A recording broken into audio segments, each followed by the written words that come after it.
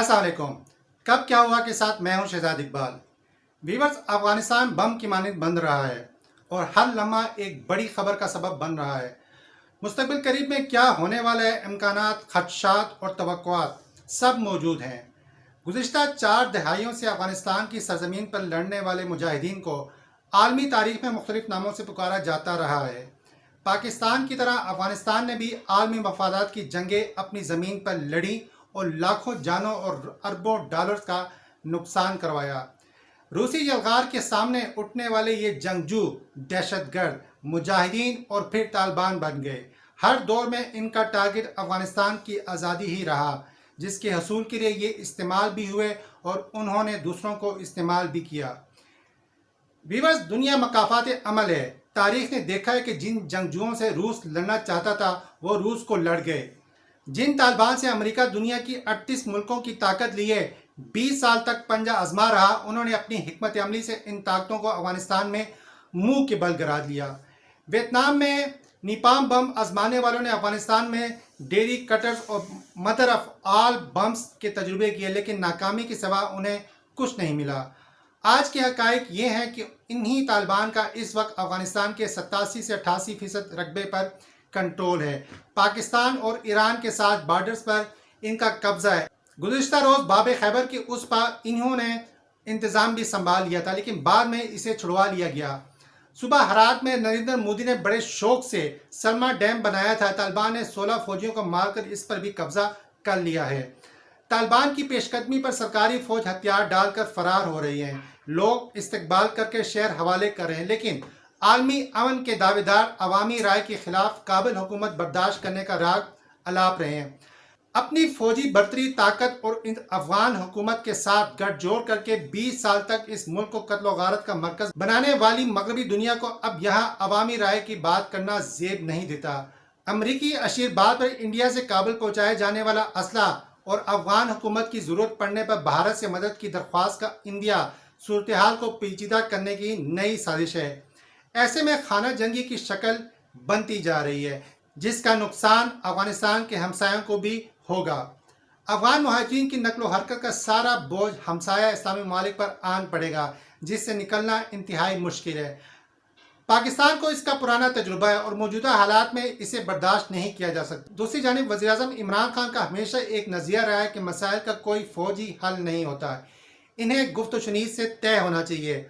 पुरअमन अफगानिस्तान के लिए अवामी राय पर मुश्तमिल हुकूमत ही पाकिस्तान की ख्वाहिश रही है। इमरान खान की इस ख्वाहिश की वजह से उन्हें तालिबान खान का नाम भी दिया जाता रहा है। अफगानिस्तान में बढ़ते हुए खाना जंगी के खतरात के पेश नज़र पाकिस्तान ने एक बार फिर अफगान क़यादत और तालिबान के एक मेज़ पर लाने की कोशिश शुरू कर दी है। 17 से 19 जुलाई के दरमियान होने वाली इस कॉन्फ्रेंस में तालिबान और मौजूदा अफगान हुकूमत के दरमियान किसी समझौते पर पहुँचने की कोशिश की जाएगी। दूसरी जानिब उज़्बेकिस्तान की दौरे पर गए हुए वज़ीर आज़म इमरान खान और उज़्बेक सदर के दरमियान नया ब्लॉक बनाने पर भी इत्तेफाक हुआ है, जिसमें पाकिस्तान और उज़्बेकिस्तान के अलावा ताजिकिस्तान, ईरान और तुर्की भी शामिल होंगे और ये ब्लॉक मसला अफगानिस्तान के सियासी हल के लिए कोशिश करेगा। इसके साथ साथ अफगान तालिबान ने पहले ही अशरफ गनी हुकूमत को जंगबंदी के एक ऑफर दी है, जिसके तहत अगर मुख्तलिफ जेलों में कैद उनके 7000 साथी रहा कर दिए जाते हैं और अहम लीडरों का नाम आलमी दहशतगर्दों की फहरिस्त से निकाल लिया जाता है, तो काबिल हुकूमत के साथ मफाहमत मुमकिन है। वीवर, इस वक्त जब लोहा गर्म है तो पाकिस्तान को कुछ ऐसा कलीदी किरदार अदा करने की ज़रूरत है कि दहशतगर्दी का नासूर हमेशा के लिए खित्ते से ख़त्म हो जाए। तालिबान की मुमकिना इस्लामी हुकूमत को दुनिया में चाहे मकबूलियत ना हो और इस्लामोफोबिया भी उन पर हावी हो, लेकिन अगर अफगान अवाम की बड़ी तादाद उनसे मुतमईन होती है तो अपने मुल्क के लिए फैसले करने का अख्तियार उनको दे दिया जाना चाहिए। ये एक मजबूत राय है। दूसरी तरफ देखें तो आलमी मीडिया तालिबान को इंसानी हकूक़ ख़ुसूसन ख़वातीन के पस मंज़र में इंतहाई मनफी अंदाज में पेश करता रहा है और यही काम वो आज भी कर रहा है। ये प्रोपेगेंडा इस्लाम से मुतालिक महदूद इल्म की वजह से है। पर्दे से मुतालिक इमरान खान के बयान को मनफी अंदाज में उछालने वाले मादर पिदर आज़ादी को ही इंसानी हकूक़ समझने लगेंगे तो इनकी अकल पर मातम ही किया जा सकता है, जो आज मगरिब में हर तरफ होता नज़र आता है। व्यूवर्स, मैंने अपनी गुज़िश्ता एक व्लॉग में शेख रशीद के हवाले से कहा था कि शेख रशीद को मौजूदा तालिबान सुलझे हुए लगते हैं। इस वीडियो को आई बटन में लिंक भी आप क्लिक करके देख सकते हैं। इसमें कोई शक नहीं कि पिछले 4 दहाइयों में इन मुजाहिदीन कम तालिबान की जंगी और सियासी लिहाज से बहुत तरबियत हो चुकी है। एक शिद्दत पसंद नज़रिए से उठने वाली ये क़ुव्वत मौजूदा दुनिया में बका के लिए सियासी दावपेच और इत्तेदाल का रास्ता जान चुकी है।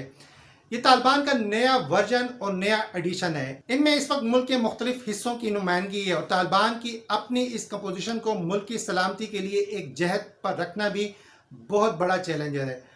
मौजूदा सूरत में मुल्क में 2 ताकतों का होना खाना जंगी के सिवा कुछ नहीं। हाँ, अगर मौजूदा हुकूमत और तालिबान मिलकर कोई दरमियानी रास्ता निकाल लेते हैं और ताकत की तकसीम के किसी फार्मूले पर राज़ी हो जाते हैं तो सियासी और कौमी उमूर को चलाया जा सकता है।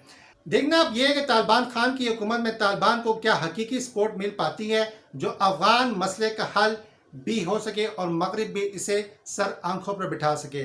और आखिर में वीवर अफगान तालिबान के अमीर 60 साला शेखुल हदीस मुल्ला हैबतुल्लाह अखुंज़ादा का पैगाम कि गैर मुल्की अफवाज के इनखला के बाद वो अफगानिस्तान के मुतल्लिक क्या सोच रहे हैं। अफगान तालिबान के अमीर के मुताबिक आज़ादी के हसूल के बाद हमारे मुल्क को सबसे पहले तामीर नौ और माशी व सियासी मजबूती की शदीद ज़रूरत होगी। आइए हम सब अपने मुल्क की तामीर नौ और तरक्की में पूरे खुलूस से हिस्सा लें। हम अपनी कौम को यकीन दिलाते हैं कि जारहियत के ख़ात्मे के बाद एक ऐसा अफगान शमूल निज़ाम कायम होगा जिसमें तमाम तबकात और इकाइयों को अपनी अहलियत और इस्तेदाद के मुताबिक हिस्सा मिलेगा। किसी का जायज़ हक तल्फ नहीं होगा इंशाअल्लाह। वीवर्स, अब तक के लिए इतना ही।